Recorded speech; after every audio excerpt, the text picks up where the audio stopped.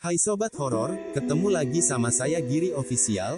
Kali ini kita akan ke Jepang, untuk menceritakan asal-usul hantu teke-teke. Oke, kita langsung saja ke ceritanya. Hantu wanita asal negeri matahari terbit ini. Mungkin, jawabanmu adalah Sadako. Jadi, ketenaran Sadako sebagai hantu sumur asal Jepang memang gak bisa dipungkiri. Tapi, tahukah kamu, Sadako punya teman sesama hantu wanita yang juga berasal dari Jepang. Ya, memang temannya itu nggak seterkenal Sadako. Tapi, gak ada salahnya dong, kalau Mister ajak kamu kenalan sama dia. Namanya Teke-Teke. Suatu hari, Reiko menunggu kedatangan kereta api di stasiun Shinkansen, jalur untuk kereta api super cepat di Jepang. Nah, pas lagi nunggu di peron itulah, Reiko lagi-lagi jadi korban bully. Saat itu, temannya yang super jahil meletakkan jangkrik di bahu Reiko. Si teman gak pernah menyangka bahwa kejahilannya berakibat fatal. Saking kagetnya dengan jangkrik yang tiba-tiba bertengger di bahunya, Reiko terjatuh ke rel, beriringan dengan laju kereta. Hanya dalam hitungan detik, kereta super cepat yang melintas menggilas tubuhnya. Reiko tewas dan yang lebih ngerinya lagi, tubuhnya terpotong jadi dua, dari kepala sampai pinggang dan dari pinggang sampai kaki. Dendam terhadap kelakuan temannya, hantu Reiko bergentayangan. Ia muncul sebagai Teke-Teke. Dengan tubuh yang telah terpotong menjadi dua bagian, sosok Teke-Teke berjalan dengan menyeret tubuhnya. Yuk, dia berjalan bukan dengan kaki, melainkan dengan tangan.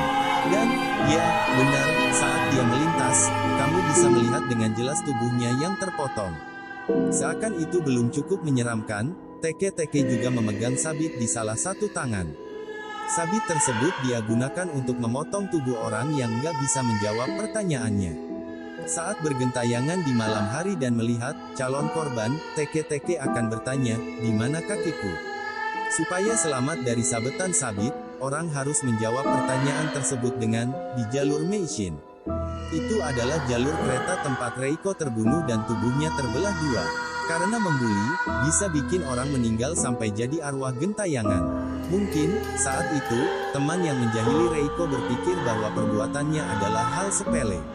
Tapi, siapa sangka perbuatan yang dia pikir sepele itu mengakibatkan hal yang sama sekali nggak sepele. Jadi, jangan pernah bully teman-teman di sekitarmu, ya. Jangan sekalipun dan dalam bentuk apapun. Lantas, apakah benar bahwa hantu Teke-Teke ini pernah membunuh orang? Menurut cerita yang beredar, ada dua orang yang menjadi korban, yakni seorang siswa dan seorang masinis. Si siswa terbunuh pada malam hari ketika ia pulang ke rumah dan melintasi gedung tua. Di atas gedung tua itu, sosok Teke-Teke bertengger. Melihat ada korban potensial, ia pun turun menghampiri si siswa dan mengayunkan sebuah pedang. Sementara itu, si masinis terbunuh saat musim salju ketika kereta yang dikendarainya menabrak sesuatu. Ternyata, sesuatu tersebut adalah hantu Teke-Teke yang berada di tengah-tengah rel. Teman si masinis memutuskan untuk mencari pertolongan pada polisi, sedangkan si masinis masih berada di tempat untuk menjaga kereta. Nahas, ketika temannya kembali, si masinis ditemukan meregang nyawa di tiang listrik dengan Teke-Teke memeluk tubuhnya. Wah, serem banget ya, si hantu wanita bernama Teke-Teke ini. Awalnya cuma siswi biasa, tahu-tahu menjelma jadi hantu mematikan.